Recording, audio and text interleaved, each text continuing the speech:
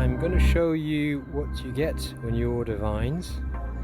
They don't look like vines, they look like little aliens. They look like this. There you are. So you got the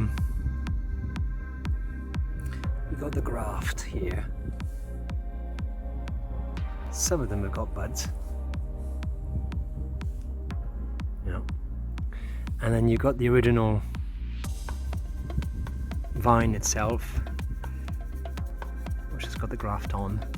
So let's look at the graft that's been waxed, double waxed. And actually some of these are obviously well alive and well grafted, because you can see the buds coming through the wax. They push the wax out. So the wax has done its job of protecting the graft, whilst the original vine underneath there, below the graft, was giving the sap, enough sap for the graft to take on, and it looks like all these are fine. Our first vine of Rowfold being awakened.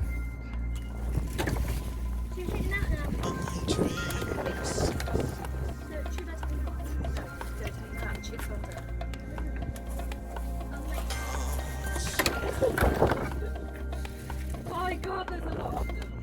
There's 350 of these. Sauvignon Blanc, please. I'm going to put it in there. You've mainly got Sauvignon Blanc. And they going to be overnight in these water butts, and they'll be ready for planting tomorrow. We're in Sussex, so you get a bit of rain and heavy clay soil and a bit of chalk. Let's see what happens with these 350 Sauvignon Blanc and Bacchus grapevines. Can't wait to see that in action tomorrow, and then obviously in a few years' time when we get some grapes. See you tomorrow at planting time. So here I am, starting to design these vines, this little vineyard. Mapped out on the land where I could get some lines of vines towards the south. And these lines are running downwards towards the bottom of that little valley there, and I'm going to dig about 500 holes in this pretty tough ground. Supposed to be clay here and mixed with some silt and chalk if I'm lucky.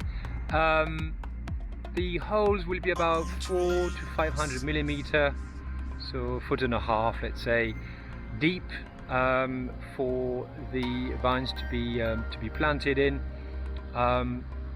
There should be about a meter, a bit more, between each vine and each row. And I'm going to start digging 500 holes. Wish me luck. I'm going to dig with this tool because the soil is actually quite hard here. It's been raining a fair bit. It's spring, so it's the right time to do it, but it's still very hard. It's clay, really hard compacted clay, so can't really dig it without some specialist tools here, meant for boring holes for fence post, but it's perfect for some small vines to be planted in. So let's get started.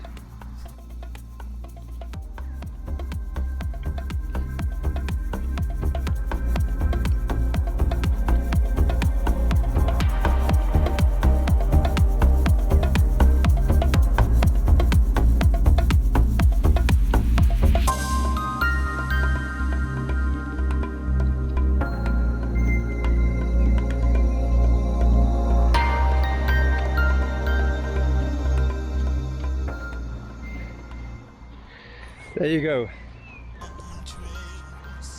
Thick clay. Nice and damp. Worms. Clay is richer than we think. It's actually a good soil, but probably a bit too rich for some vines. But it's good. It looks good.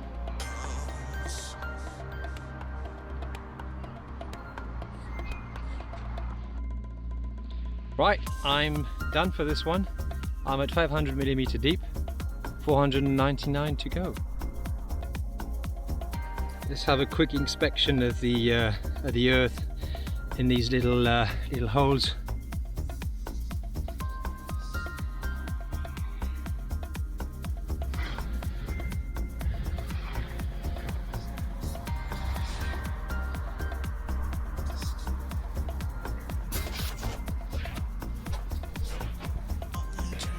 I need to go a little bit deeper. That's not deep enough. The vines would be about 30 centimeters, the actual sort of start of it, they'll be in ground, and then there's about 20 centimeters of roots, bare roots, that need a bit of space and freedom to get into the soil below. The idea being, of course, that the vines do grow really vertically down deep, they don't go sideways. So the deeper you go, the more chances the vines will start its life going perfectly downwards and fetch all the nutrients and the water that it will require, and also to get all the sort of real underlying minerals and the qualities of this terroir and this place. And so the idea is to go as deep as possible to really get the complexity, rather than just staying around the surface and waiting for the rain and for me to feed it with compost, which I'm not going to do.